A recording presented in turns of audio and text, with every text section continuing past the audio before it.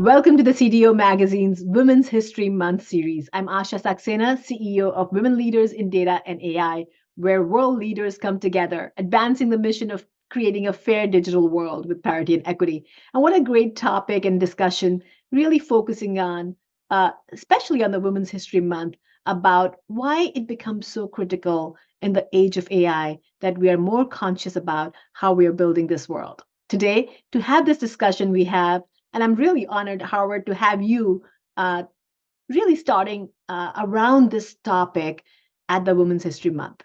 March is a special month. And Howard, you've spent 25 years really building strategies around digital transformation, data and AI, and now you serve as a CIO of UCLA. So first of all, congratulations on your background and welcome to the show.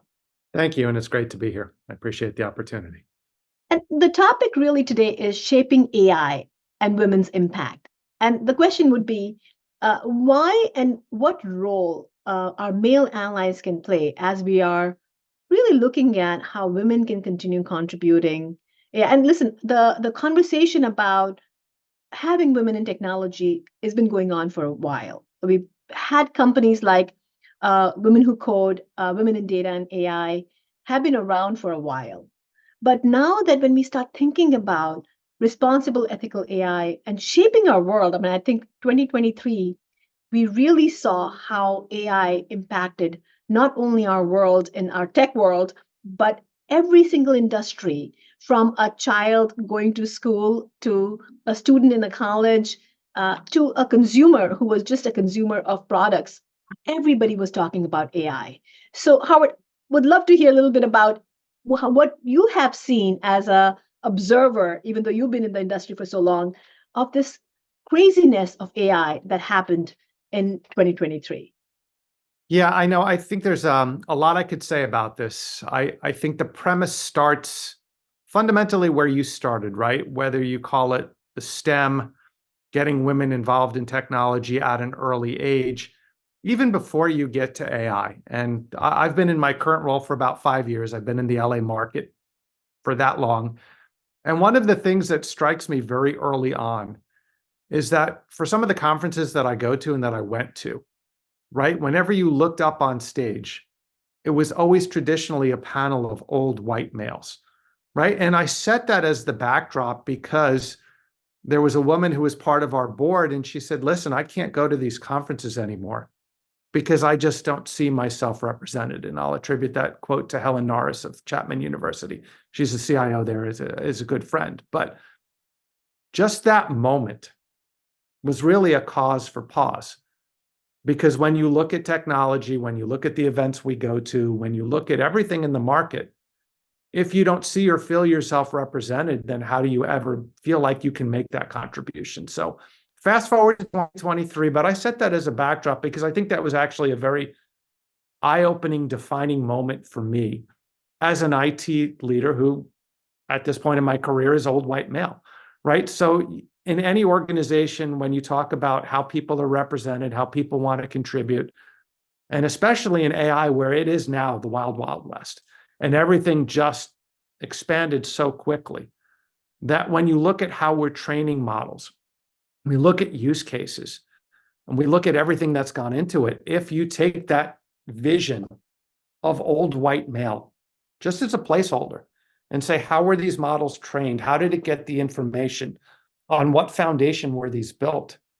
I think we've traditionally, to a fault, looked at it as the old white male. And when you do things that way, and when you shape your AI that way, you're going to get a different result than if you took a different approach. If you took a more, we'll throw the word diverse in for the purposes of the conversation, just getting something other than what's traditionally been done in terms of how models are trained, how models are used, how we teach people to use the model, et cetera, et cetera. So I think as a male ally who has kind of had that, I won't say it was a painful point out, but it was really an aha moment for me, to just the understanding of getting additional lenses of all shapes and sizes into how we're using and training AI. First of all, I have to say thank you for saying yes to be a guest on Women's History Month to talk about this issue. Because, rightfully, as you said, it's just not a women's issue. I think it's we all need to step in and say that as we become as we are the leader in data and AI, and we are building these models are going to exponentially enhance the biases that are fed into. And there are tons of examples, right, where having the AI going wrong. The early on in 2016, when Microsoft launched the Twitter, 19-year-old teenage girl, and she became bitter and biased very quickly during the election times around 2016, and they had to bring it down. They had to turn off that experiment of AI going live on Twitter, to the models, Amazon and the financial services on recruiting when they were looking for engineers or financial leaders, and all the resumes which had women written in it was rejected automatically. And recently, an example which I saw, which was really disturbing, was at UN Women in last fall in New York City. They showed this little experiment where they actually went out and researched housekeepers, and 99% of the women showed up. And when they said executive leaders, and it was 99% of the men pictures showed up. Even though in the reality, there are 30% of executive leaders who are female, but when you do the search, only I think 1 to 3% based upon the search results will be female leaders. So what's really happening in these machine learning models? They are really enhancing the biases when they give the result, which is the problem. And I think that's what as you were mentioning these models, that's the big issue. And that's why I think it becomes really, really critical that we are more conscious about what are the practices as data and AI leaders we are implementing, because we all are now working with some kind of models.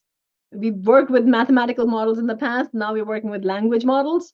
It's really about the practices that we implement within our workplace.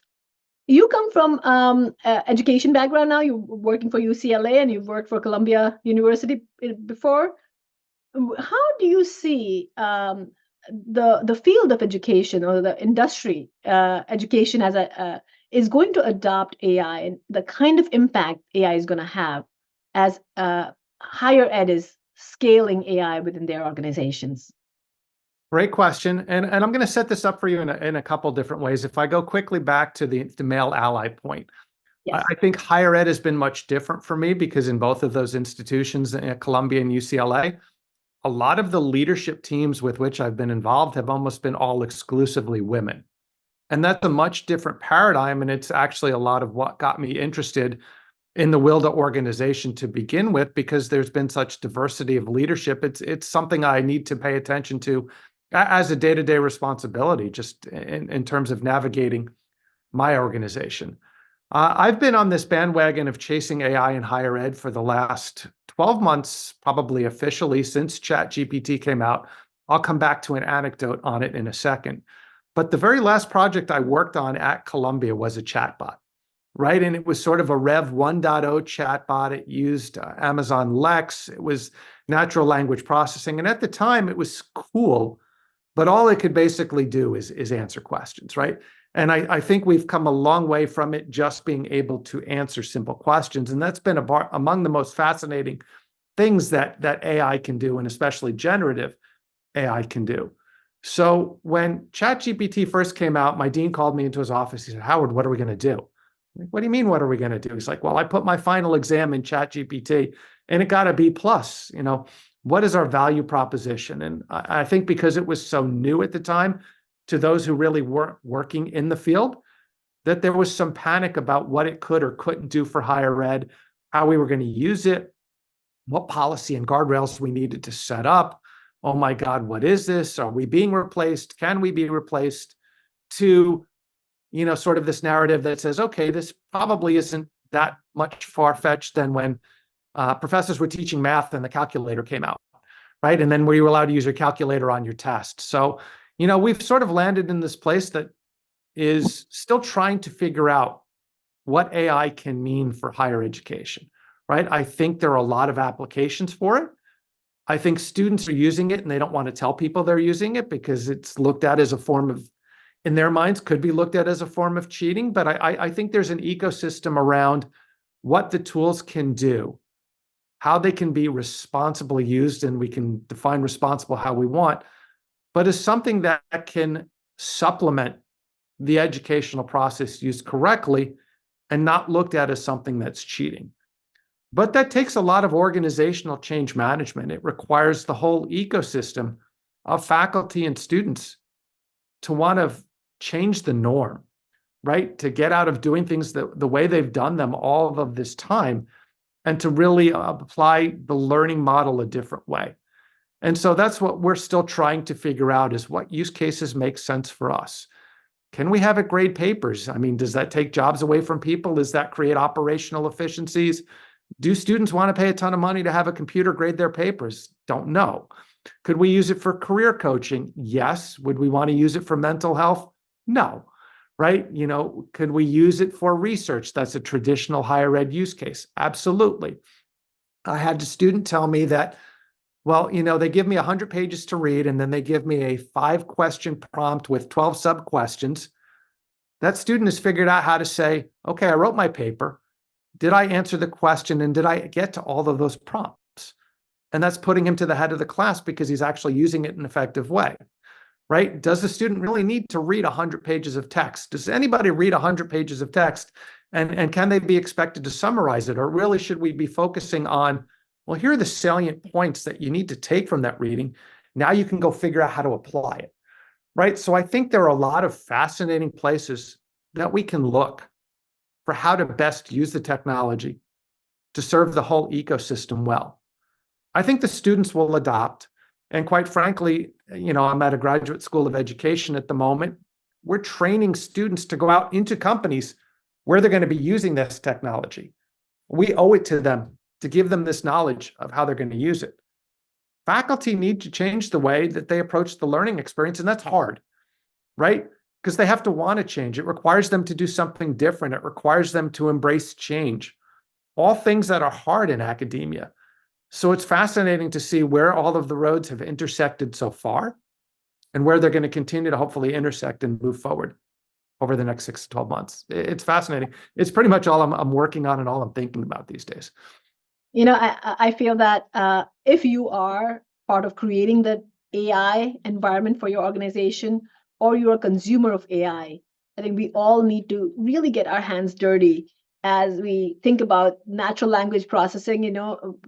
We had chatbots before, but now the advancement of chatbot, as you said, it could be in customer service or it could be a tutor. I love when Khan Academy, Sal Khan came up and did a TED talk and spoke about, the AI tutor is someone who's a companion, who's really helping you lead to learning better. It's all about how can we as humans engage with technology to use technology to improve our lifestyle. And I think that's where the augmented AI, where digital humans are going to start coming in play, where how can we as professional use, RPA or any kind of robotic process automation or digital human to engage and make sure we are performing better in result of having these technologies available to us. One thing I have to say, that the fact that business users are now knocking on technologists' door and saying, we need AI and we want to engage with AI in a way that it can help us. I think ChatGPT made this more realistic for all of us. And I feel it's an opportunity for data and AI leaders to really jump in and start working with business users and really see where the opportunities are to start creating the impact. As we talk about the trends in 2024 and how and what the data leaders like you are engaging with as you're dealing with your board and your stakeholders, you have to really navigate these challenges. What is the biggest challenge you're facing today, and how are you navigating it? Right. So I think it's twofold. I think organizational change management is the biggest thing I'm fighting. And then the unknowns of cost are the second biggest thing I'm fighting. Right. I think people have come to the realization, it's funny. I had a meeting towards the end of last year, And it was the one in which I said, okay, I'm going to move my chips all in, to use the poker analogy, right? I'm betting on the fact that AI is not going anywhere, right? That this is not the metaverse and that we're going to stop talking about it in 6 to 12 months, that people are, there's no putting AI back in the station or back at dock, the ship has sailed, whatever the case may be. But I could never put a cost to it, or one that at least I could go forward to a board and say, okay, this is a sort of some sense of what we might responsibly be able to plan around to be able to do this if we wanted to make it available to everybody.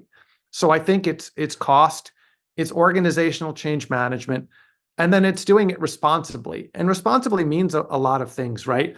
It means not just using it as Google search, but if you're actually going to generate content, that you're generating meaningful content, right? That if you're putting data in, that you understand what you're putting in. And again, I think we're past the point where most people realize that you just don't go and you put your company's proprietary secrets into OpenAI in the public forum, because a lot of that flushed itself out. But I think there are a lot of concerns still around security and privacy. And to your point about data, any of these models that we're using, or any of these results that we're generating, if we want to use the word generative for generative AI, are based on the information that you put in. And that, again, goes back to only as good as your data is at the start. So the cleanliness of the data that we have, the type of data that we have, we can get into the ethics and the biases of the data that we have. All of those, as we're getting started on this journey, are the big concerns as to how we take the journey and where it's going to lead us. That's super interesting and important.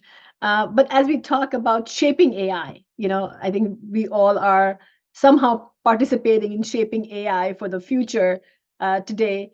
What do you feel the impact for having women leaders be a part of this journey, and why is that so important in your viewpoint? Well, look, I think we're at a great inflection point right now in terms of where AI is going to go. It's interesting. I was on a call with Gartner just yesterday, and Gartner puts out these hype cycles, and this is less about Gartner, but more about where we are on that AI continuum. And to your point about shaping it, right? I think even as much as it's been talked about in the last year, we are still very much so at the outset of this journey, and we're not at a point where it's beginning to fall off. And I don't think it will anytime soon, because I think, based on some of the conversation we've already had, that we're still, as companies, as leaders, all still trying to figure it out. And as we talked about again in the beginning, right, going at it the same old way that we've traditionally done this with, I'm just going to call them old white males, because I represent that way, again, is going to lead to an outcome that's going to be traditional and not really reflective of where we are as industry, where we are as society, where we want to be as both industry and society in 2024. So to support women getting more involved, being the leaders in the space, is as important today as it's ever been. And I truly believe when I was writing the book, it was such a realization that as we are building these models, it is so important that we have women at the table thinking and having their voice heard in building this technology, so we build a better technology for the future. We are leaving something behind which is more fair digital world for our generations to come. So it becomes really critical to have the diverse voices and opinions and sources of data, and how we build this technology, and we make sure that we don't have to wait for the executive order from the White House or some kind of regulation on practicing the right things. We as leaders start thinking about that. What I wanted to say about diversity and women shaping AI in the conversation, right? Okay. We get back to this fundamental premise, right? That as leaders, we've always been taught that having a diverse team leads to diversity of thought and diverse ideas, right? And it's no different in AI. It's that same fundamental premise. To have good AI, you need diversity of thought, you need diversity of ideas, and by all means, looking at it the same way that we've traditionally looked at it and not having women involved in any of that just is not going to get us to the result that we want to get to. And so in this month of celebrating women, Women's History Month, Howard, who has truly impacted you personally or professionally, where you feel that this month becomes special for the women and make it Women's History Month? So look, I'm a girl dad. I have two young women who I'm very proud of, who each graduated college on time and got great jobs out of school. My younger daughter, especially, is in her last year of medical school. She wants to be an orthopedic surgeon. She's going to find out in about a month, where her residency is going to be and what her future is going to look like. I was talking to my older daughter this morning on my ride in, and she's excited about her position in sales and where that's leading her and closing accounts. And I think just those two, in addition to all the great work that my wife does, because I obviously can't leave her out of this, and too much detail to go in for now, but they all inspire me. Look, I met Asha a little less than a year ago. I didn't really know much about Asha or Wilda or anything, and I've taken to this organization. I like the premise of what Wilda is, what Wilda does, who Wilda represents, and even all of the women I've met through Wilda who I otherwise probably would have never encountered, or maybe just on the tangent. I've been so impressed with the quality of women leader that I've met, with the passion behind advancing a cause that we've talked about for the last 25, 30 minutes or so is so important, about advancing women in general, and even more specifically, women in technology, with a ton of great insight, a ton of great leadership, a ton of great industry acumen across all verticals. I've been proud to be a part of the organization. I'm proud to be a male ally. I'm proud to support the cause and say just how proud I am to be part of it all. Thank you, Howard. And I truly believe that, being in the industry for 25, 30 years, personally, I feel now going to work every day with a mission, with a cause, makes the work worthwhile. And I think all the members of WILDA, which is the Women Leaders in Data and AI, all the members really they are working towards a cause. And I think having a mission in your career, really going to work every day to make the world a better place, makes it all worthwhile. And on today's episode, I would like to wish everybody who's listening to this session a very happy Women's History Month. And thank you, Howard, for joining. It was such a great conversation, and especially on the Women's History Month, to have a male ally talk about your opinion, your views, and really you coming together and saying, I am together with your peers to support the cause, really means a lot. So thank you so much for joining. I really hope that all the listeners learn and take away something from this. I would hope that you all continue being inspired, really make a difference in your community. You are all writing history as you work with data and AI. So take ownership of what you're creating. Happy Women's History Month to all of you. And if any one of you are interested in learning more about women leaders in data and AI, it is about world leaders coming together, advancing women leaders in data and AI. So it's our cause, not one or the other. So thank you very much. Thank you, Howard, for being on the show. You're welcome. My honor and pleasure.